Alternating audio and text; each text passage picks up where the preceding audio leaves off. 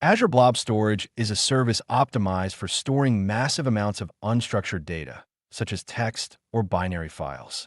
It forms one of the foundational building blocks for data solutions in Azure, allowing users to upload, manage, and securely share content. As part of the broader Azure Storage suite, Blob Storage is complemented by queues and files for diverse scenarios. Previously, in this course, we explored methods to secure storage accounts, manage keys, and configure virtual networks.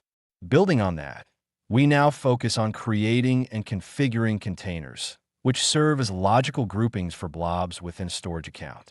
Understanding the role of containers ensures an organized approach to data segregation, access control, and lifecycle management.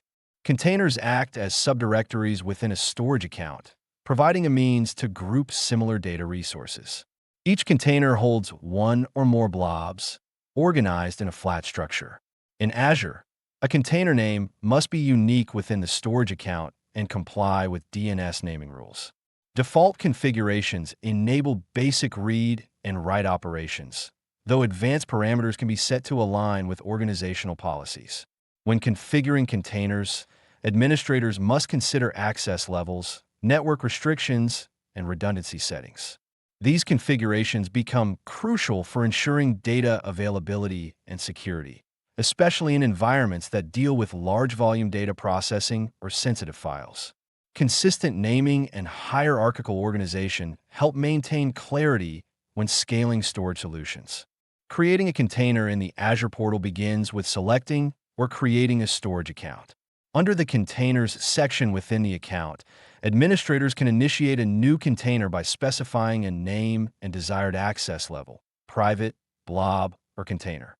Private access restricts operations to authorized users.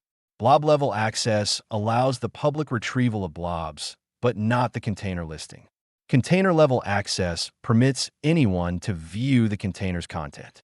The portal interface also includes advanced configurations for encryption settings, resource locks, and tags. This step-by-step approach is straightforward, making it ideal for quick testing or environments with limited scripting requirements. Working with Azure PowerShell or Azure CLI allows for scalable and reproducible container deployments. Administrators can run commands from local terminals or Cloud Shell.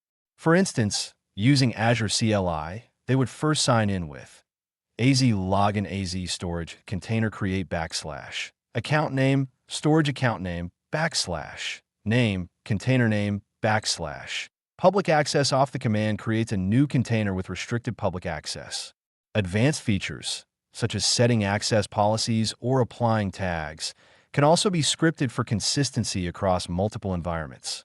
This approach integrates easily into DevOps pipelines, enabling version control and automated resource provisioning. By using CLI or PowerShell, teams gain flexibility in customizing configurations across Azure regions.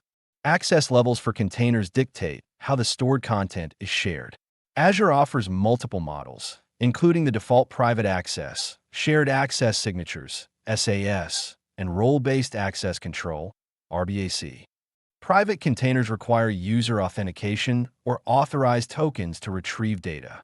SAS tokens provide time-limited, granular permissions, ensuring controlled data sharing without exposing access keys. Additionally, container-level public access can open an entire container for browsing, a use case more common for publicly hosted assets. Administrators often combine these methods by setting container-level restrictions and distributing SAS tokens to verified partners. Storing sensitive data mandates tighter access rules with encryption at rest. Role-based access control, RBAC, integrates with Azure Active Directory to manage permissions at different layers, including containers. By assigning roles like Storage Blob Data Contributor or Storage Blob Data Reader, organizations can control who can upload, download, or delete blobs. These roles ensure that only authorized personnel can alter or view container contents, reducing exposure risk. Administrators can apply these roles to individual users, groups, or service principals, aligning with the principle of least privilege. This design also allows compliance with auditing and regulatory requirements, since actions are tied to specific Azure AD identities. Proper role assignment enhances traceability and accountability. Metadata in Azure Blob Storage provides additional context about stored objects. Administrators can add key value pairs at the container or blob level to facilitate organization, search, and automated processing. For instance, labeling files as confidential or specifying their project name can help retrieval scripts or policy engines apply corresponding policies. While this metadata does not affect the file content itself, it influences how Azure interprets and organizes your data. Consistent labeling can simplify complexity in multi-tenant or multi-application environments. Tools like Azure Storage Explorer allow easy metadata editing, ensuring uniformity across container structures without interfering with the underlying files. Azure Blob Lifecycle Management rules help automatically transition data between access tiers, hot, cool, or archive, based on usage patterns.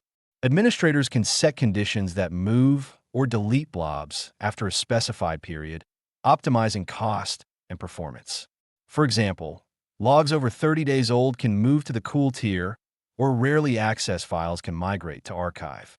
Containers often have different lifecycle policies to align with compliance needs. In financial industries, certain data must remain in hot storage for quick access. By fine-tuning these policies, organizations achieve cost efficiency while meeting retention and retrieval requirements mandated by regulatory standards. Monitoring container usage is essential for maintaining operational integrity and budget. Azure Monitor and Azure Storage Metrics provide insights on availability, latency, and request rates.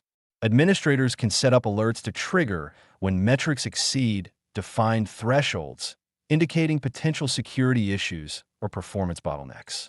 Combined with diagnostic settings, logs of container operations can be analyzed to detect anomalies, such as unauthorized access attempts.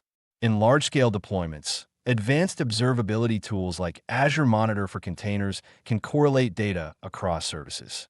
By proactively monitoring key indicators, teams can pinpoint issues early, limit data exposure, and ensure consistent data throughput when demand intensifies. Blob containers often serve as the backbone for various Azure services. For instance, Azure Data Factory can create pipelines to transform data in containers, while Azure Functions can process newly uploaded blobs in real time. Containers also integrate with Azure Virtual Machines for backup and disaster recovery solutions. Additionally, services like Event Grid let administrators trigger workflows when blob events occur. These integrations enable dynamic, event-driven architectures. By structuring containers with consistent naming, metadata, and access controls, organizations can seamlessly connect their storage layer with broader Azure solutions, improving data flow efficiency and overall application resilience.